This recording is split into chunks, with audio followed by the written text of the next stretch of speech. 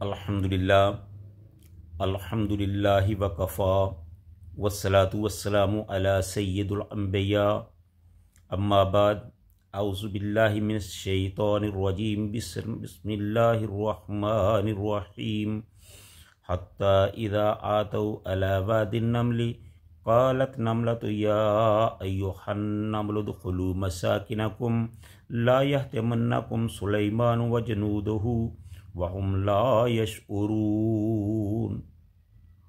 सदक़ल्लाहुल अज़ीम। हर किस्म की हम्द व सना अल्लाह ताला की ज़ात वाला सफ़ात के लिए जो सारे जहानों का खालिक व मालिक और परवरदिगार है, और लाखों करोड़ों दुरूद व सलाम आमीना दिलाल पैकरे हुस्न व जमाल साहिब शर्फ़ व कमाल पैगम्बरे बेमिसाल हज़रत मुहम्मदुर रसूलुल्लाह सल्लल्लाहु अलैहि वसल्लम की ज़ात वाला सफ़ात पर। जैसा कि आप जानते हैं कि हम इस वक्त सूरह नमल का तर्जमा और तफसीर का जो सिलसिला शुरू किया है वो चल रहा है। आज ये जो मैंने आपके सामने आयत तिलावत की है, ये सूरह नमल की आयत नंबर 18 है। इसमें अल्लाह ताला ने वादी नमल का ज़िक्र किया है, जो बड़ा मशहूर व मारूफ वाक़या है, जो आपने पहले भी सुन रखा है। तो हम पहले इस आयत का तर्जमा आपकी खिदमत में पेश करते हैं, फिर उसके बाद इसकी मुख्तसर तफसीर बयान करेंगे। अल्लाह ताला हक़ और सच बयान करने की और उसको समझकर उस पर अमल करने की तौफ़ीक़ अता फ़रमाए। फरमाने बारी ताला है, हत्ता इज़ा आतौ, यहाँ तक कि जब वो आए, अला वादिन नमले, चींटियों की वादी पर। कालत नमला, तो एक चींटी ने कहा, या अय्युहन नमल उदख़ुलू, ए चींटियों दाखिल हो जाओ, मसाकिनकुम, अपने घरों में, ला यहतिमन्नकुम सुलैमान व जनूदुहु, कहीं सुलेमान अलैहिस्सलाम और उसका लश्कर तुम्हें अपने पाँव में मसल ना दे, कुचल ना दे। वहुम ला यशऊरून, और उसको उसका पता भी ना चले। नाज़रीन, ये था इस आयत का तर्जमा। अब आपके सामने इसकी मुख्तसर तफसीर बयान करते हैं। अल्लाह ताला हक़ और सच कहने की तौफ़ीक़ अता फ़रमाए। इस आयत से बहुत से मसाइल मालूम होते हैं। चींटियों को अल्लाह ताला ने इज्तमाइयत का शऊर बख्शा है, चनाचे वो बस्तियों की सूरत में रहती हैं। इनकी बाकायदा एक मलका होती है जिसके अहकाम के तहत वो ज़िंदगी बसर करती हैं। इनकी बस्तियों के अंदर हैरत अंगेज़ तरतीब के साथ इनके मकानात, इनकी दहलीज़ें, इनकी छतें, इनके रास्ते, गर्ज़े के सब कुछ होता है। वो आने वाले वक्त के लिए ग़ज़ा को जमा करती हैं, ज़ख़ीरा करती हैं, और उसे ऐसे तरीके से महफूज करती हैं कि इंसानी अक़ल दंग रह जाती है। तो जब वो अपनी ग़ज़ा के लिए, ख़ुराक के लिए गले को जमा करती है, तो जमा करने वाला जो हर दाना होता है उसको काट कर उसके 2 हिस्से कर देती हैं, ताकि वो नमी से उग ना जाए।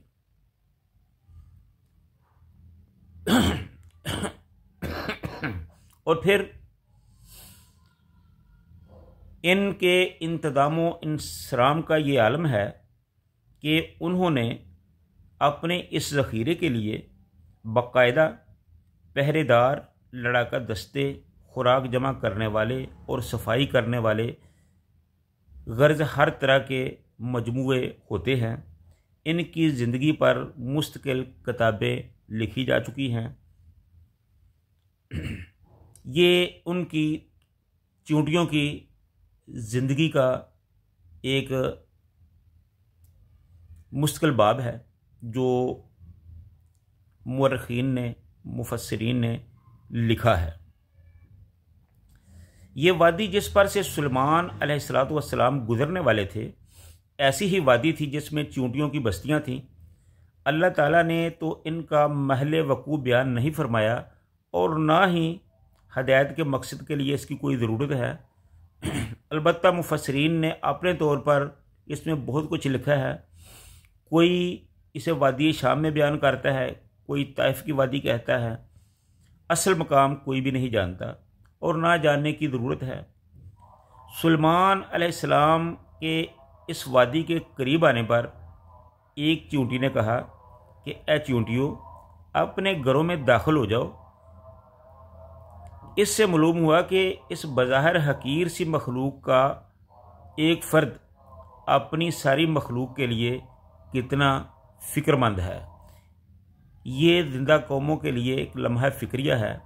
ख़ुसूसन इंसानों को इस पर गौर करना चाहिए कि हम इंसान तो अपने इंसानों का इतना ख्याल नहीं रखते, लेकिन जिसे हम बहुत ही हकीर किस्म की एक मखलूक समझते हैं, वो अपनी कौम का किस कदर ख्याल रखती हैं।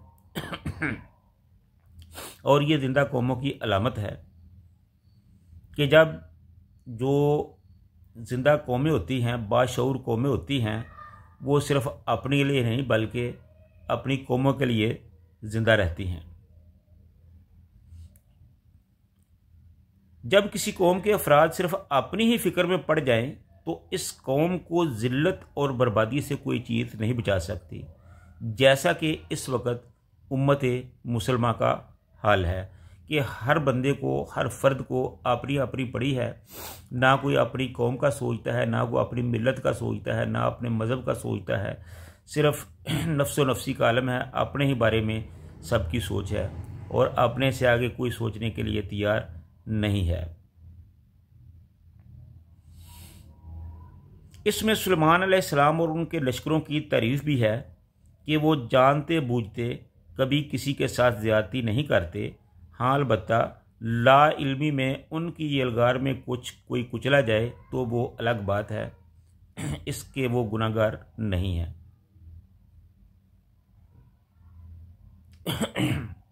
ये भी मालूम हुआ कि जो रास्ते पर चलने वाला होता है, ये उसका काम नहीं है कि वो ऐसी मखलूक का तहफ़्फ़ुज़ करे, बल्कि ये मखलूक की अपनी ज़िम्मेदारी है कि वो अपना तहफ़्फ़ुज़ खुद करे। और ये भी मालूम हुआ कि सुलेमान अलैहिस्सलाम परिंदों के अलावा दूसरे जानवरों की बोली भी समझते थे। ये उनका मोजज़ा था। चींटी की आवाज़ आदमी को सुनाई नहीं देती, लेकिन सुलेमान अलैहिस्सलाम ने ये आवाज़ सुन ली। ये चींटी की बोली समझने के अलावा उनका एक मज़ीद मोजज़ा था।